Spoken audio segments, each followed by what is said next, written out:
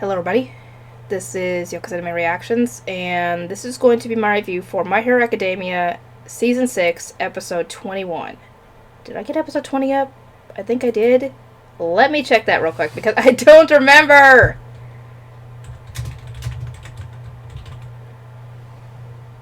No, I did not! Okay, Episode 20 it is!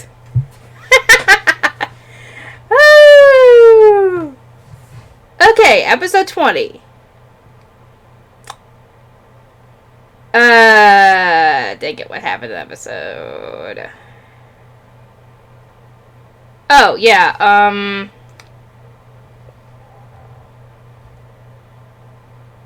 we obviously still see the, discrimination in the hero world, like what Spinner had to go through because of how he looks. And sadly, a poor woman who was just trying to get the heck out of there to safety had to go through just because of how she looks. She can't help how she looks. None of them can. Because, I mean, some of them have, I don't even know what the freakiest thing that people have when it comes to, like, mutation quirks in that world are. But people shouldn't be able to judge just because of how someone looks, because they can't help it. It's a part of their appearance. It's natural for them. Well, as natural as it can be, anyway. And Deku obviously shows up and defends her, and essentially admonishes them for treating her that way because, you know, she can't help it. Because she's not showing them any hostility, she's terrified. And he gets All Might to take her to a nearby shelter, and before he leaves, All Might gives him some food to keep his energy up, because apparently Deku has not been sitting down and resting this whole time that he's been out there, and that's not a good thing, because this is getting Deku more and more closer to this is getting him closer to his worst, essentially his worst performance because what he needs to be is at his best. He needs to be well rested, well fed. His injuries need to be tended to, his injuries need to be healed if he wants to be at his best in order to do this. And he can't be at his best when he's running on empty when it comes to sleep, running on empty when it comes to food, and essentially just doing what he's doing, essentially. And thankfully he does take the food. And there's something that actually does happen in this episode, because in that little world of One For All, essentially, I guess I should call it that, the original holder is talking to those two, holdouts, I guess you could say, that are, you know, the ones that are facing the wall and not helping, and telling them that, yeah, we need your help if we want to be able to bring out not only the full potential of this quirk, but to be able to stop All For One once and for all. Because if we can't use the full power of this quirk, then we might not stand a chance against All For One if we end up going against him.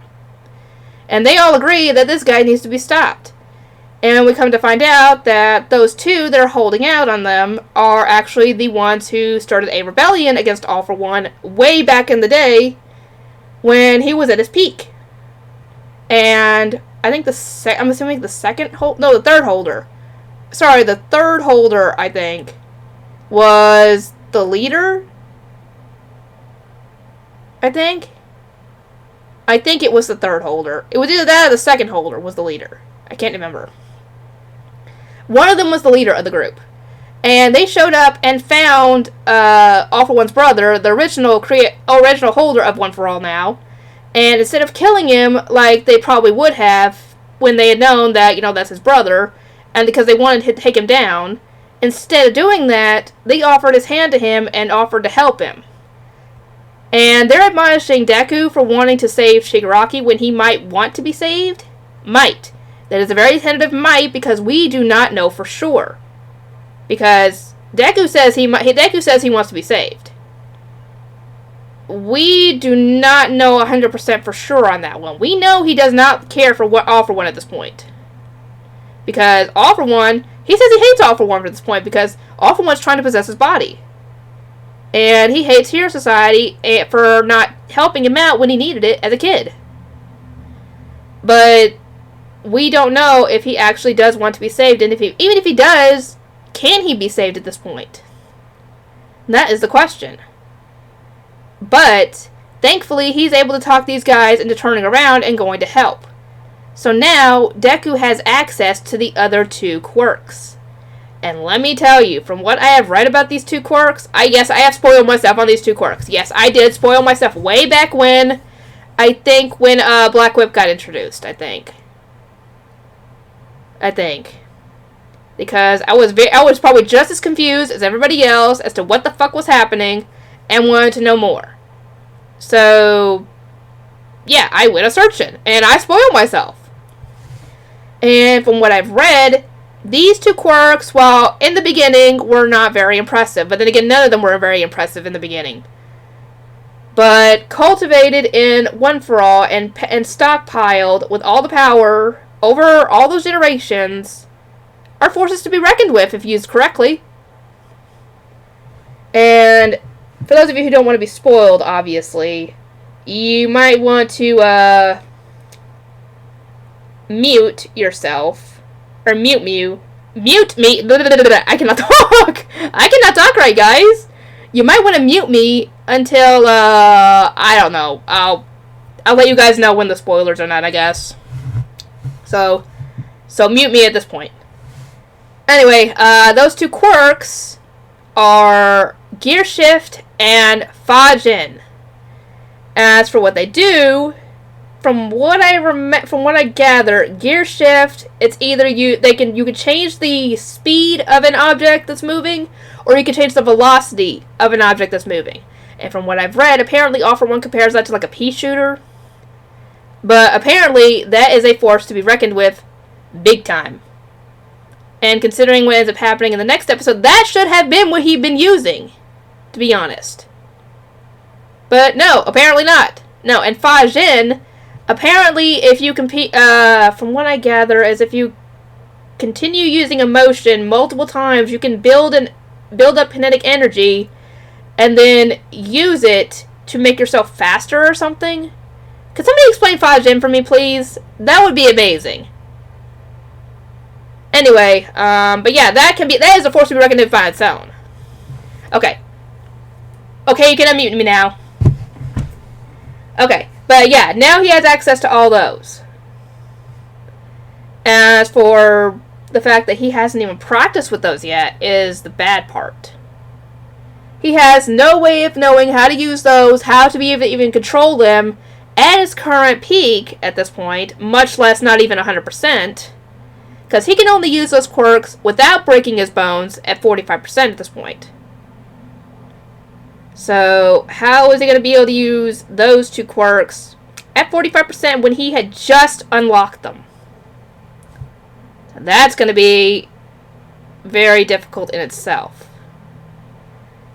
And, yeah, we also get to see the aftermath of everything that had happened with the failed raid on the Paranormal Liberation Foundation's hideout and trying to capture Shigaraki, with everybody turning on the heroes and attacking them, yelling at them how, essentially, that they don't trust them anymore. Why are you guys still trying to help? We don't want your help anymore.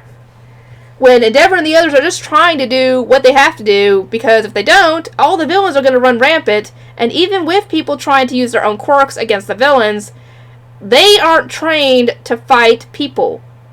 And the villains are, and you and I both know that if they wanted to, and they more than likely will, they will open fire on civilians, whether they are going to try and attack them or not, and kill them. And we all know that people do not want that. So this is why the heroes are still trying to help, even though they are obviously pariahs at this point. And Endeavor and the others essentially say that, yeah, we're not gonna tell them about One For All and Deku, because if we do, that will essentially get them angry at Deku, because he's the entire reason that Shigaraki went after him, and that's why Gigantomachia went after Shigaraki, and caused all that damage was to get to him, and ultimately Deku. And they didn't want him getting caught in the crossfire of all this. However, because of this, them trying to distance themselves, this essentially is what played into the hand of the enemy, because Deku's talking to All Might, and then boom! Something hits his phone, and yeah, essentially his phone got sniped. And there's a reason the danger sense did not go off with that. So, yeah, we got a problem. Because while I was watching this episode, I was like, who the heck is that girl with the purple and blue hair in Tartarus at the time? Because I had never seen her before. None of us had. Unless you probably read the manga, in which case you probably know who that is. And yeah, if you've read the manga, you obviously have gotten past this point, and you know who that is and all that. And yeah, she was charged with bringing Deku in to All For One. And at the time, I didn't even think about this when I was watching the episode. But now that I've seen this next episode, episode 21, I'm actually thinking about it now. If she was actually targeted with, if she was supposed to bring him in, why didn't she disable him? She's a sniper, for crying out loud. She could have easily shot him in the back and his spine and paralyzed him. Then he wouldn't have been able to get away. Why didn't she do that if she was actually trying to do that? Which means she wasn't trying to do that. In which case, what was she trying to do? What was she trying to gain from giving him a chance to fight back? Is the question. So, yeah, next episode is the fight between Deku and Lady Nagant. And also this episode, this is the one person that Hawks told him that if you encounter this person, run. Run far away and as fast as you can, because she essentially is dangerous. She is a walking embodiment of a sniper rifle, and she knows how to use it. Anyway, I'll get to work on episode 21's review, and I will see you guys in the next one very soon.